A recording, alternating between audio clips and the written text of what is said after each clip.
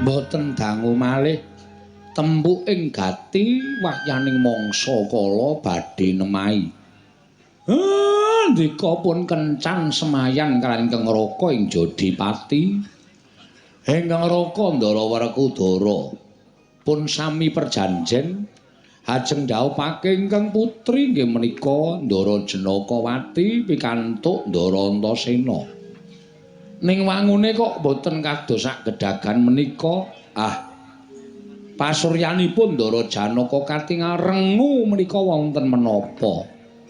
Sajake kadon rengu anten apa niku bilih sampun dangu. Mau meneng kono ora gelem nembang.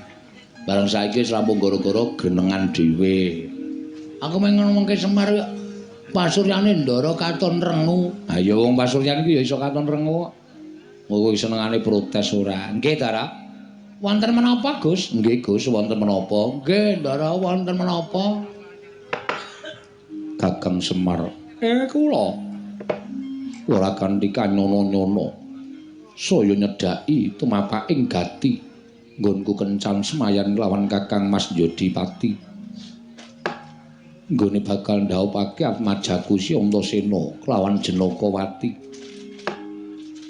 Nalika pendak bengi tansah kaprawasa marang impen ingkang lereke ora becik tumraping kasatriyan Madukara. Kakang Semar iki dayaning apa lan bakal ana apa? Mboten sah digagas. Sing jeneng impen iku mung kembanging tiyang nendra. Nek sampeyan gagas banget-banget menika mangke mboten prayogi kedadosanipun. Sing sekeca mawon penggalipun Ndara.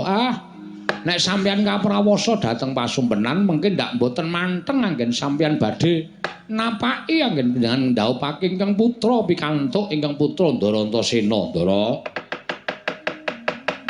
nyatlangen ing kalangguan aglar kandan moncar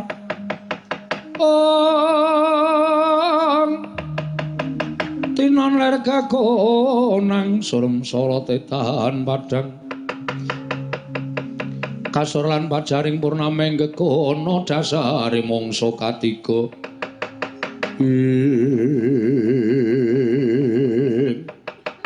dereng ngantos sami paripurna sami Balacana kasaru praptaning temanten saking negaring Astina karya cingak nenggih Raden Janaka wau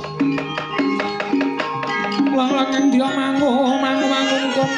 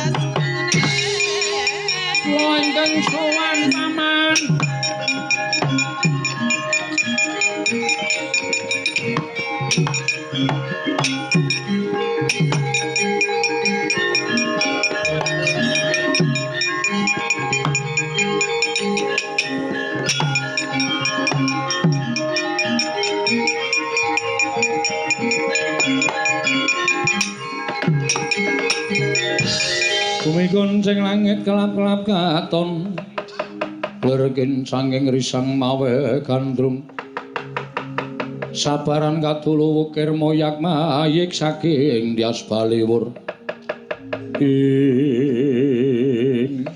Koko Prabu bapa penembandurna ingkang rawuh wonten ing Madukara. Ya Janaka aku sing prapta ning Madukara. Oh ya Janaka aku sing prapta ning Madukara, Nger. Inggih paman kula ingkang sowan. Iya Lesmana anakku Cabagus. Wonten menapa Koko Prabu dene Paduka rawuh wonten kasatriyan Madukara. Janaka. Wonten dawuh. dina samangka aku nglarapake marang Lesmana Mandrakumara. Ingkang gandrung-gandrung kelawan atmajamu ya kuwi Jenakawati. Nggih, Yayi. Kuwi melasa